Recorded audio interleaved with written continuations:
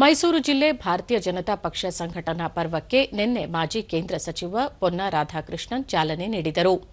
ಈ ವೇಳೆ ರಾಜ್ಯ ರೈತ ಮೋರ್ಚಾ ಕಾರ್ಯದರ್ಶಿ ಡಾ ನವೀನ್ ಕುಮಾರ್, ಮೈಸೂರು ಬಿಜೆಪಿ ಜಿಲ್ಲಾಧ್ಯಕ್ಷ ಎಲ್ಆರ್ ಮಹದೇವಸ್ವಾಮಿ, ನಗರ ಅಧ್ಯಕ್ಷ ಎಲ್ ನಾಗೇಂದ್ರ ಸೇರಿದಂತೆ ಮತ್ತಿತರರು ಉಪಸ್ಥಿತರಿದ್ದರು. ಮೈಸೂರು ನಗರ ಮತ್ತು ಗ್ರಾಮಾಂತರ ಪ್ರದೇಶದಲ್ಲಿ ಪಕ್ಷ ಸಂಘಟನೆ ಕುರಿತು ಚರ್ಚೆ ನಡೆಸಲಾಯಿತು.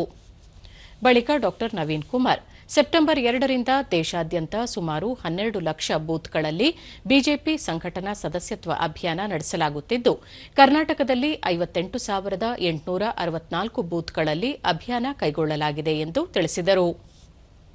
ನಮ್ಮ ಮುಂದೆ ಬರ್ತಕ್ಕಂಥ ಗ್ರಾಮ ಪಂಚಾಯಿತಿ, ತಾಲೂಕು ಪಂಚಾಯಿತಿ, ಜಿಲ್ಲಾ ಪಂಚಾಯಿತಿ ಅಥವಾ ನಗರಸಭೆ ಚುನಾವಣೆಗಳಿಗೆ ಮುಖ್ಯವಾಗಿ ಬೇಕಾಗಿರ್ತಕ್ಕಂಥದ್ದೇ ಬೂತ್ ಸಮಿತಿಗಳು. ಆ ಬೂತ್ ಸಮಿತಿಗಳನ್ನು ರಚನೆ ಮಾಡುವ ಮುಖಾಂತರ, ಅವ್ರನ್ನ ಸಕ್ರಮಗೊಳಿಸೋ ಮುಖಾಂತರ, ಸಕ್ರಿಯಗೊಳಿಸೋ ಮುಖಾಂತರ, ಸೃಜನಶೀಲತೆಯನ್ನು ಸೃಷ್ಟಿ ಮಾಡೋ ಮುಖಾಂತರ ನಾವು ಆಲ್ರೆಡಿ ನಮ್ಮ ಕೆಲಸವನ್ನು ಪ್ರಾರಂಭ ಮಾಡಿದ್ವಿ.